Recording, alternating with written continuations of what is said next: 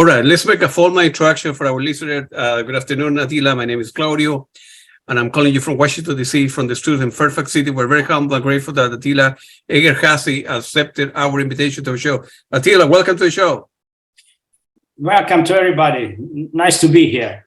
Same here. Very, very happy that Chain Red Records, so they're recording, put us in touch because I've been following your career and the band for many, many years. And so we will have a good conversation, and this very likely is going to be part one of many. They will cast your journey into this crazy world that we live in. So let's go back to the beginning. Were you born like in a musical family? How old were you when you perhaps began taking, piano lesson, guitar lesson? You were a little kid, maybe 7 years old. My father was a painter artist, so I got a big influence from him in the visual art. And my mother's father, my grandfather, was a musician. He was a conductor, and he could play on all kinds of instruments. So I think I got the inspiration in my vein from him, loving music and create music. So these two things, the visual art, paintings, drawings, and playing guitar and making music, was a little bit struggling in me. But at the end, the music was the winner. So when I was 6 or 7, I started to play on my brother's guitar. He was 12 years older than me, so he already had a guitar, and he already had a record collection. So I started listen music of his collection, records like Led Zeppelin, Pink Floyd. So when I was 7 or 8, I was a big fan of Pink Floyd. Wow, and, yeah. At first, I've heard Genesis in 76. So, and I immediately fall in love with the album "Selling England by the Pound." I was just 10. So that was my musical influence in the beginning, and I started to play on my brother's guitar. He taught me some chords, and I started to learn on my own. But later I went to a classical guitar teacher, and I got several lessons, play some classical music. I played some Bach and did this kind of authors when I was 12, 13, 14. Perfect. And then, so when you were like equivalent of here, high school, between the ages of 14 or 18, you were in a particular band? You were playing with the other kids in high school and friends? Mm-hmm. Yes, before the high school, just before I founded the band, and we were two, so it was a duo, and we called it Little Band. Yeah. And we recorded some music. My friend Zsolt played on piano, and this record took an attention my classmates in the high school later, and they asked me to join the band they formed. Yeah. And it was a kind of intellectual punk when I also did some singing and everything. So it was a really free in mind, a little bit psychedelic. And then my neighbor just next door also played a classical guitar. His name was Peter Poshafali, and he suggested me to form a guitar duo. It was in 82, and we started to play on our music guitar compositions. And years later, he suggested to make a real band with some other players, and another neighbor was a flute player, and she also joined. Her name was Judith, and there was also another guy from Peter's class called Attila. He played on keyboards. So that was the first real band for me. It was the Novus Jam. The band name was Novus Jam, and without any drummer or percussion, just 2 guitars, keyboard, and then flute.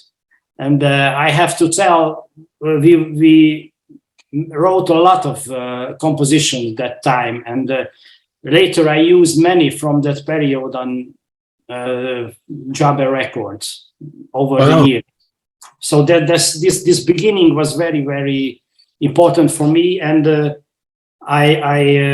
later I took over the direction of the band from my friend who left Novus Jam, and this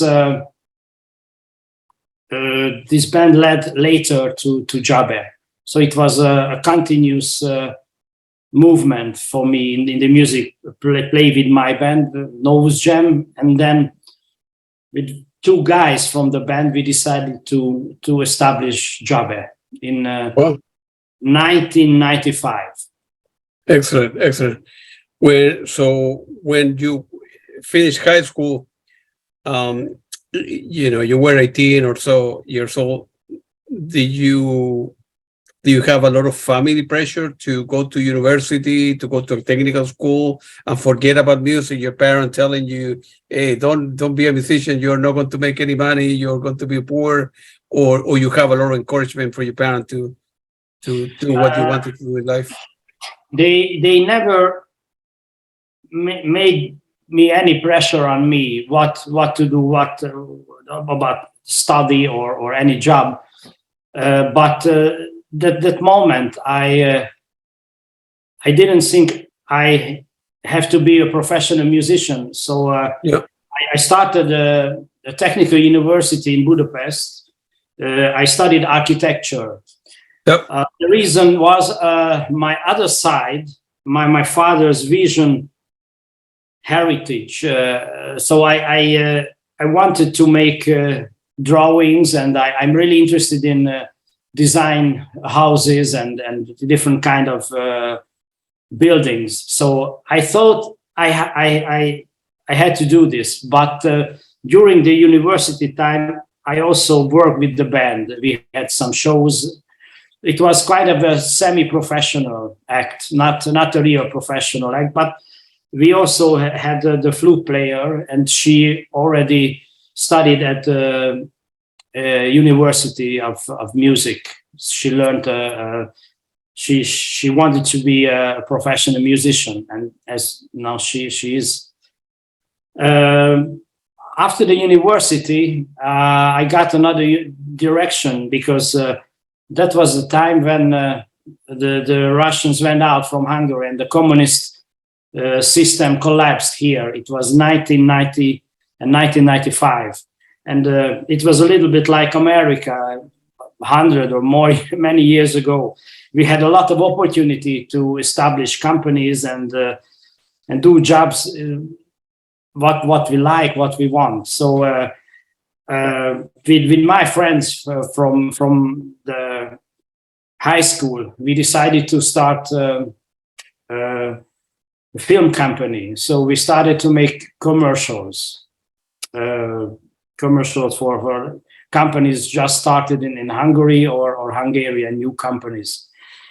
And we were very successful. And in 2 years, I found myself in different recording studios, recording different films, commercials, radio, TV ads. And I realized, but to work in a studio is not so far as I thought. So I put together the band, and I started to work on the first album we released with the old band Novus Jam in 1994. And then from then, my main activity is the music. Perfect, excellent. How you, today we want to definitely concentrate in the latest album that is coming out. It's going to be released on April 28th by Esoteric Antenna. For now, distributed by J-Red Records. How you ended up meeting Steve Gutt some years ago? Steve was one of my heroes. As I mentioned, when I was 10, I fall in love with Genesis, especially Steve, because his guitar sound and technique in the first track of Selling England by the Pound, it was amazing for me, and totally, it's blown mind for me, and I followed his solo career as well. It was, for me, was as important as Genesis, and during the 90s, his records disappeared from, and later I learned he quit with the major label, the EMI, and he started his own record label. And when the internet came into my life, approximately in 1995, I found his own record label, Camino Records, on the internet, and I started to buy records from online from this record label. As I remember, they had a web shop, but I'm not sure. Maybe they just had a form to fill in what you like to buy. Yeah. And another important thing, I started on my own record label, 1994, and it went very well. And I also released albums for Hungarian musicians, mainly jazz, world music, and classical music. But I thought, if I have a international artist, I can do better result in a business, and I can build a bigger company. So when I realized there is no distribution for Camino Records in Hungary, I offered Steve's then manager, Billy Budis, I offered to distribute Camino Records in Hungary, and he liked the idea, so we started the business with Camino Records. Some of these records now I think belong to Shady Red, like Blues with a Feeling, which was the most successful album we distributed in Hungary ever. Incredible, successful, and in 2000 I went to London when I had a big order. I decided to go to London, collect in my car, and I asked Billy to arrange for me an interview with Steve to promote the current album, which was Sketches of Sati. Yep. And during this interview, I met Steve, and maybe John. No, John wasn't there. I met John later. So we had a nice conversation. I made an interview. It was a good support in Hungary that some television distributed it, broadcasted it. So it was the first time I met Steve, and I also met him a few other times. And one time I gave him a record from my band. It was the Witchi, released 1998, and it's always a question: what if you give to a well-known musician your own record and you are not nobody? What will the reaction? Listen to it or not, or just say some polite words? Okay, thank you, it's nice. But it was a surprise for me. Steve, I don't remember he phoned me or called or wrote a letter, but he liked very much the album, the Witchi, and he also liked the presentation, the quality, and there were some parts on the video on one CD, which was a video. It was a new technology then combine the music and some video on it. Maybe it was the name Enhanced CD. And he also watched the live clips we put on, and I think it was kind of a beginning. I put myself on his radar, and it was in 2000, as I remember, 2000, and the selling his albums went very well in Hungary, and I decided to organize shows for him.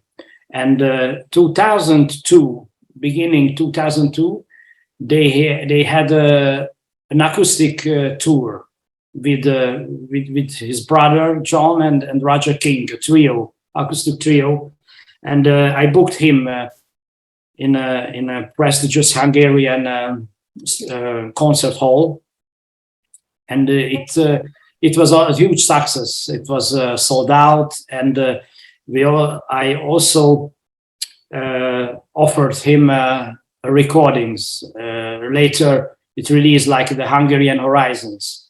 I put together the stage production and recorded the audio and the video, and I was the person who cut it together. So maybe Ben Fenner mixed it in London, but the video done here in Budapest. Yeah. And when this show happened, a day before, there was an event when journalists could come here, make an interview with Steve. The same place where I'm now, in the office. And on the walls, you now not seen, but maybe if I move, there is a paintings there over there. Yeah, and the back, yeah. Yeah, my father's paintings. He was a painter artist, and Steve very much liked the paintings on the wall. And he mentioned his father was also a painter artist. Correct. And, we found another common ground for us to talk and understand each other. And unfortunately, my father died around this show, and we decided with my longtime partner in the band, Tamás Barabás, the bass guitar and arranger, recording engineer, that we will dedicate a whole album to my father's art. And we made an album in a concept, one paintings, one song. And we put down paintings or photos of the paintings on the table and wrote music. So it was a very unique for us, and it was very inspiring. Both of us write music and visual art. So a little bit my previous influences, my previous multi-art background, it come together on one platform. And I asked Steve to play on the album. And it was not so easy because his then manager, Billy Budis, didn't like the idea. And we communicated via Billy, not directly. But I had Steve's home address because when we mixed the Hungarian Horizons, I visited him at his home. Yeah. And I wrote a letter to Steve and asked, would you please to play on the album we wrote in memory of my father? And it was Christmas Eve when he phoned me and said, yes, Attila, I do it. So it was a fairy tale thing for me, and was a very, very emotional start of our common history, our joint venture in music. Wow, amazing story. Yeah, I have been able to interview Steve several times, and his brother John Haggett, and very, very good people, very good family. And I'm happy that your dad was a painter as well, like Steve's dad. So you had a lot of common ground there, and a lot of love for music. And I was listening to the album yesterday. How you pronounce Gior? Is how you pronounce that? It has a special Hungarian letter. It's Győr. Yeah. Too difficult. The first is J, the second Yeah. the second R. So it's Győr. Okay, I will try my best. The Live in Gear. Live in Győr. Yeah, it's a new album with Steve, and that's going to be, as I said before, released on April 28th by Esoteric. What can you tell us about the album? And I believe it was recorded in 2022, correct? Yes, it's the tour we did together with Steve last year was very, very great for all of us, including Steve, Djabe, and the crew. So we always had a great time together, and we did great shows. But this was very, very unique because we had to wait for 3 years. We planned the tour together 2020, but it's not happened because of the COVID. 2021 almost happened, but the UK regulation not allowed for Steve move easily in and out from UK to Europe and back. So we had to postpone the tour to 2022. And we also had other difficulties caused of the Brexit, because there was now there is a problem to move equipment through the border, through the European border, and when he is coming to Hungary or coming for joining us, he is not touring with his own regular stuff. They can arrange everything with the transport and douane and everything. So and in addition, the roadie should come with them a few days before the flight. Said, I'm not available. It was John Hermitage. He said, I'm not available. It was very, very strange. We never heard back him anymore. So it was no person who can help Steve and Joe to handle the equipment. So we found the guitar here, and we found all the equipment here. He just brought some small things, small effect pedals. Yeah. So it was also it turned out 1 or 2 days before they left from London. So it was a really, and he uses a very, very special kind of guitar with the Fernandez pickup and other things. So everything was really, really shocking. And I said to Steve and Joe, listen, now everything is really, really shocked, and it looks very bad. But okay, let's turn everything. This will be very, very great. And this attitude spread to all the members, everybody, and the energy of this tour was really, really great, and we had very good times, and also the lyrical parts worked very well. It was a really big surprise for me. We played a lot of very quiet, calm tunes from the Back to Sardinia and Life is a Journey, and the crowd liked very much. Sometimes bigger applause than the more energetic tracks like Buzzy Island or Ace of Wands. So it was really, really, really special. Yeah. How the people attending the concert like the gift? You guys did it was filmed or recorded over like a 3-4 night, or it was only one show that what on the Blu-ray as the main feature is one concert. We had 2 shows only in Budapest at the same venue.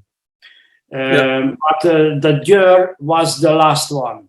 Yeah. So the band felt we were a little bit tired and it was not the best, but we recorded all the shows in audio, and I listened back all, and I realized year was the most accurate.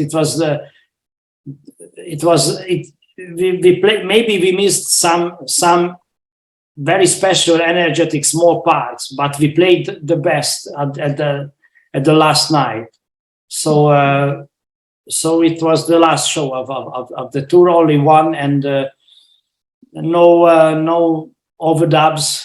So what you can hear in the recording, about what happened. Of course, we mixed it to have the greatest audio we can have.